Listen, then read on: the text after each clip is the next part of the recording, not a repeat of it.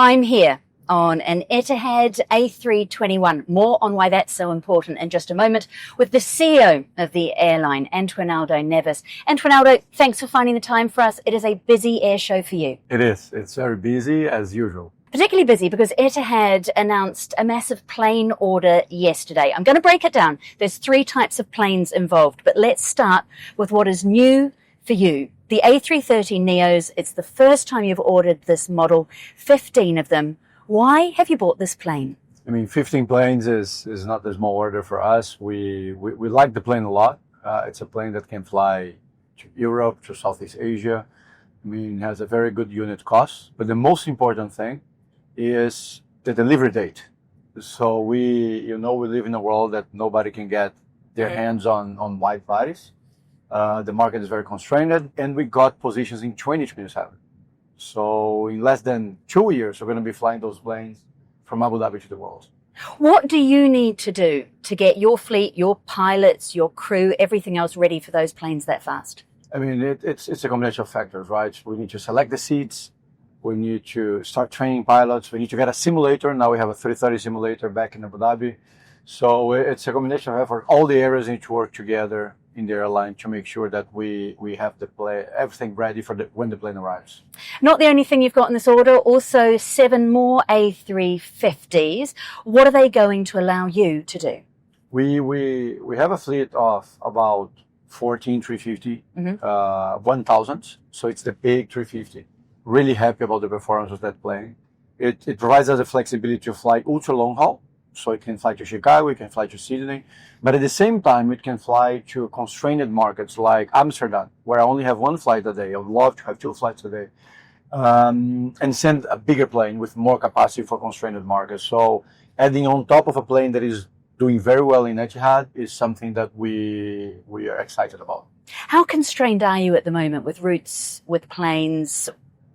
Talk to me about the operating conditions that you are facing. So our load factor is 90%.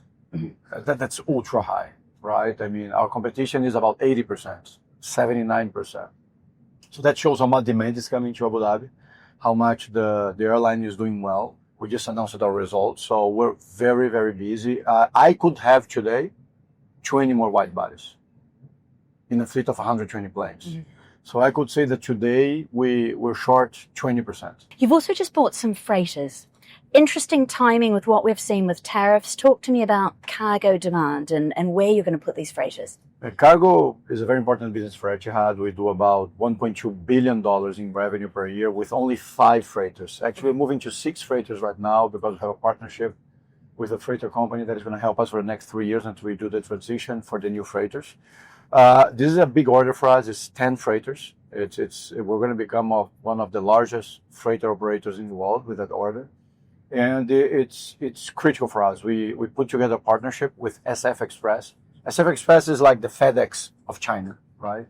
And it's doing very well. It's a joint venture agreement that we announced about a year ago. And these freighters are going to be instrumental for us to keep deploying capacity to Asia, Southeast Asia and China. And we're excited about it. I did notice when you announced recently where you were expanding to cargo-wise that there were 3 or 4 Chinese cities on that list.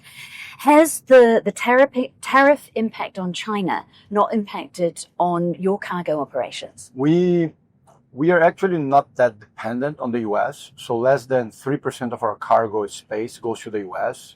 So in 97% of the market, I mean, we don't see any impact whatsoever from the tariffs.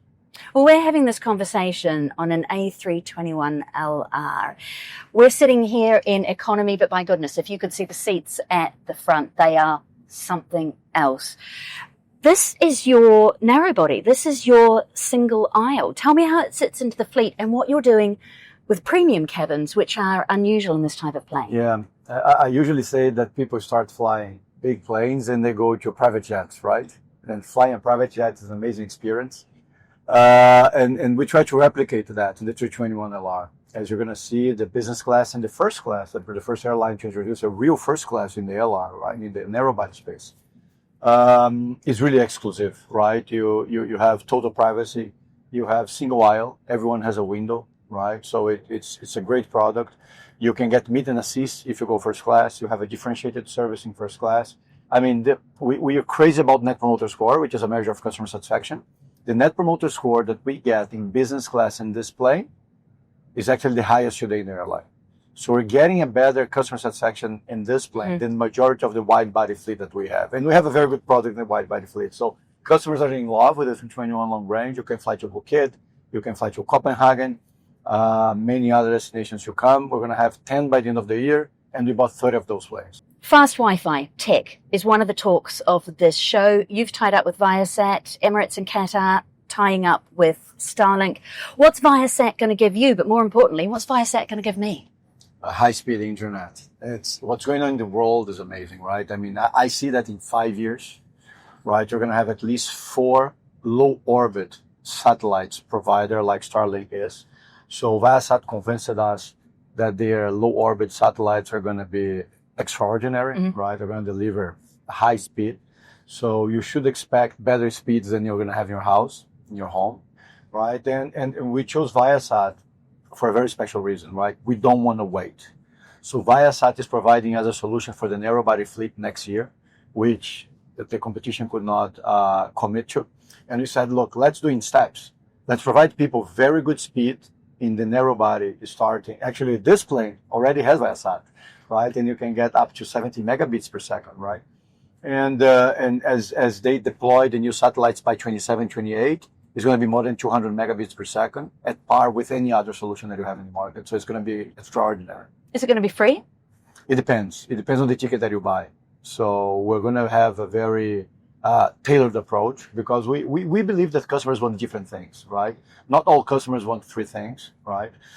We believe that segmenting the cabin is extremely important. So we have customers that want to buy a business class seat without a lounge access and pay a discounted fare. We have customers that want to fly in economy and pay a discounted fare and not even have a bag to check in. And the same way we believe that customers want to buy a discounted ticket without free Wi-Fi. So we're going to be segmenting all the different customers. And we believe with AI, that's the way to go to the future. It's actually, the AI is going to help a lot airlines to better understand the customer needs and provide you a fair price and a fair product, and the product you want. Let's finish up by talking about your results. You mentioned them earlier. Best 9 months, first 9 months in Etihad's history. Net profit up more than a quarter. Do those results move you closer to an IPO? I mean, we work really hard for the results because the results is a way to finance our future growth. Etihad is investing 37 billion dirhams in the next 5 years in new aircraft. And all this money is coming from our own cash flow generation. So if we're not profitable, we won't have the chance to finance that growth, right? So most important thing about profitability is actually making sure that we have a sustainable model that is self-financed.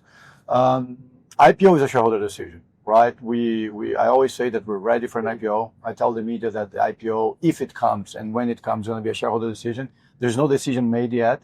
And the good news is that we're paying dividends to our shareholder.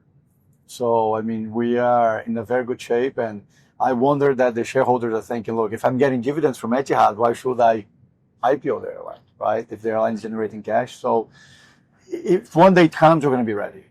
Antonoaldo Neves, the CEO of Etihad. Thank you very much for your time. Thank you. Thank you for having us.